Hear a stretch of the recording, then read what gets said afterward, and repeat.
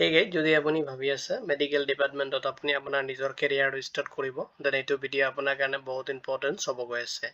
মই আজি আলোচনা কৰিম DME ৰিকুৱাৰমেণ্ট 2026ৰ কাৰণে যিটো নটিফিকেশ্যন আহিছে আৰু আপুনি এপ্লাই কৰিব পাৰিব ফেকাল্টি পষ্টৰ কাৰণে। এতিয়া আপুনি এপ্লাই কৰোঁতে কোনো ধৰণৰ এপ্লিকেশ্যন ফি পে'মেণ্ট কৰিব নালাগে। চিলেকশ্যন প্ৰচেছত কোনো ধৰণৰ ৰিটেন এক্সাম আপুনি এটেম্প কৰিব নালাগে। যদি আপুনি ইণ্টাৰেষ্টেড হয় এইটো ভিডিঅ'ত আপুনি এইটো নটিফিকেশ্যন ৰিগাৰ্ডিং ডিটেইলছখিনি চেক কৰিব পাৰিব আৰু যদি নটিফিকেশ্যন ৰিগাৰ্ডিং কোনো ধৰণৰ কুৱেশ্যন থাকে ভিডিঅ'টোৰ কমেণ্ট ছেকশ্যনত কমেণ্ট কৰিব। উইদিন 48 আৱাৰ্ছৰ ভিতৰত আপুনি জব এলাৰ্ট এছকে টীমৰ পৰা ৰেছপন্স পাব। যদি আপুনি ইণ্টাৰেষ্টেড হয় দেন আহক দেৰি নকৰি আজিৰ ভিডিঅ'টো আৰম্ভ কৰোঁ। Recruitment overview organisation directorate of medical education আছামৰ পৰা আহিছে নটিফিকেশ্যনটো। ডিপাৰ্টমেণ্ট দি আছে মেডিকেল এডুকেশ্যন এণ্ড ৰিচাৰ্চ। আপোনাৰ পোষ্ট নেমটো দি আছে আপুনি প্ৰফেচাৰ পোষ্টত এপ্লাই কৰিব পাৰিব। য'ত টোটেল পোষ্ট আছে 10 পোষ্টৰ কাৰণে আহিছে নটিফিকেশ্যন। জব যিটো টাইপ হয় এইটো কণ্টেক্সুৱেল হ'ব। আৰু চিলেকশ্যন প্ৰচেছত আপুনি ৰিটেন এক্সাম এটেম্প কৰিব নালাগে, আপুনি জাষ্ট ৱাকিং ইণ্টাৰভিউ ফেচ কৰিব লাগিব। ভেকেঞ্চি ডিটেইলছখিনি চাব, য'ত আপোনাৰ প্ৰফেচাৰ অফ কমিউনিটি হেল্থ, য'ত 4 পোষ্টৰ কাৰণে আহিছে নটিফিকেশ্যনটো। Professor of medical surgical nursing, য'ত 2 পোষ্টত আছে এপ্লাই কৰিব পাৰিব। প্ৰফেচাৰ অফ ৰেডিয়েট্ৰিক নাৰ্ছিং, য'ত আপোনাৰ 2 পোষ্টৰ কাৰণে আপুনি এপ্লাই কৰিব পাৰিব। প্ৰফেচাৰ অফ DSA-ONG নাৰ্ছিং, য'ত আপুনি 1 পোষ্টত এপ্লাই কৰিব পাৰিব। আৰু professor of mental health nursing, য'ত আপুনি 1 পোষ্টত এপ্লাই কৰিব পাৰিব। এতিয়া আপোনাৰ টোটেল পোষ্ট দি আছে 10 পোষ্টৰ কাৰণে আপুনি এপ্লাই কৰিব পাৰিব। পোষ্টখিনিত এপ্লাই কৰোঁতে আপুনি ফ'ল' কৰিব লাগিব এলিজিবিলিটি ক্ৰাইটেৰিয়াখিনি। এডুকেশ্যনেল কোৱালিফিকেশ্যন বিচাৰিছে। যদি আপুনি MSc নাৰ্ছিং কমপ্লিট কৰিছে, যিকোনো ৰিকগনাইজ ইনষ্টিটিউশ্যনৰ পৰা আপুনি এপ্লাই কৰিব পাৰিব।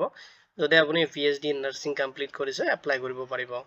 লগতে আপুনি এপ্লাই কৰোঁতে এইটো ৰিকুৱাৰমেণ্ট ৰিলেটেড আপোনাৰ মানে যিটো পোষ্টত এপ্লাই কৰি আছে সেইটো ৰিলেটেড আপোনাৰ এক্সপিৰিয়েঞ্চ থাকিব লাগিব, তেতিয়াহ'লে এপ্লাই কৰিব পাৰিব। এজ লিমিট আপুনি ফ'ল' কৰিব লাগিব এপ্লাই কৰোঁতে, য'ত আপোনাৰ মেক্সিমাম এজ দি আছে 50 ইয়াৰ্ছ লৈ কিনে এপ্লাই কৰিব পাৰিব। এজটো আপুনি 1 জানুৱাৰী 2026 ডেট হিচাপত আপুনি কেলকুলেশ্যন কৰিব। এজ এ ৰিলেক্সেশ্যনখিনি দি আছে এজ পাৰ যিটো গভৰ্ণমেণ্ট নৰ্মছ আছে সেইটো হিচাপত আপুনি ৰিচিভ কৰিব। যদি আপুনি SC ST কেণ্ডিডেট হয় 5 ইয়াৰ্ছৰ কাৰণে এজ এ ৰিলেক্সেশ্যন পাব। যদি আপুনি OBC বা MOBC কেণ্ডিডেট হয় 3 ইয়াৰ্ছৰ কাৰণে এজ এ ৰিলেক্সেশ্যন ৰিচিভ কৰিব। PWBD কেণ্ডিডেট হ'লে আপুনি 10 ইয়াৰ্ছৰ কাৰণে এজ এ ৰিলেক্সেশ্যন পাব। আৰু আপোনাৰ ডেটটো কেলকুলেশ্যন কৰা হ'ব, যিটো আপোনাৰ HSLCৰ যিটো চাৰ্টিফিকেট বা এডমিট কাৰ্ড দি আছে তাতে আপোনাৰ ডেট অফ বাৰ্থটো দি আছে, এইটো হিচাপত আপোনাৰ এজটো কেলকুলেশ্যন কৰিব।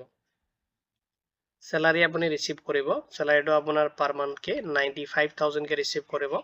আৰু আপোনাৰ এপইণ্টমেণ্ট যিটো থাকিব এইটো কণ্টেক্সুৱেল বেচিছ হ'ব। কেনেকৈ আপুনি এপ্লাই কৰিব? তো এপ্লাই কৰাৰ যিটো প্ৰচেছ হয়, আপুনি ডাইৰেক্টলি ৱাকিং ইণ্টাৰভিউ ফেচ কৰিব লাগিব। আৰু ৱাকিং ইণ্টাৰভিউটো ফেচ কৰোঁতে আপুনি যিটো ডাউনলোড কৰিব লাগিব এপ্লিকেশ্যন ফৰ্মটো আপুনি কেয়াৰফুলি তাতে ফিল আপ কৰি ল'ব, যিটো নটিফিকেশ্যনৰ লগত আছে সেইটো ফিল আপ কৰি লগত লৈ যাব লাগিব। লগতে আপুনি এটেম্প কৰিব ৱাকিং ইণ্টাৰভিউ। আৰু ৱাকিং ইণ্টাৰভিউৰ যিটো টাইম দি আছে, টাইমৰ যিটো মানে ভেন্যুত আপুনি ভিজিট কৰিব, তাতে যিটো টাইম থাকিব তাৰ আগতে আপুনি তাতে ভিজিট কৰি কিনে ইণ্টাৰভিউ এটেম্প কৰিব লাগিব।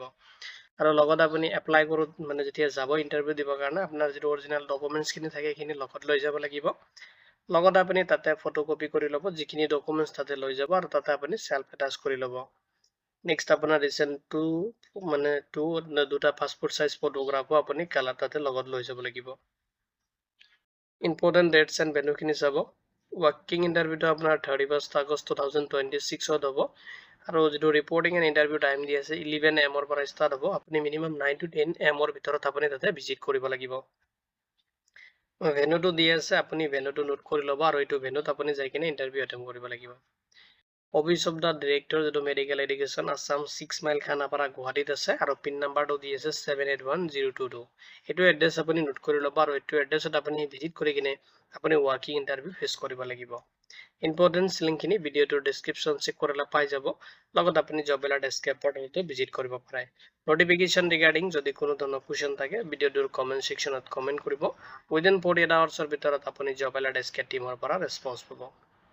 ভিডিঅ'টো চোৱাৰ বাবে ধন্যবাদ দি কিনে আজিৰ ভিডিঅ' মই ইমানতে সামৰিছোঁ।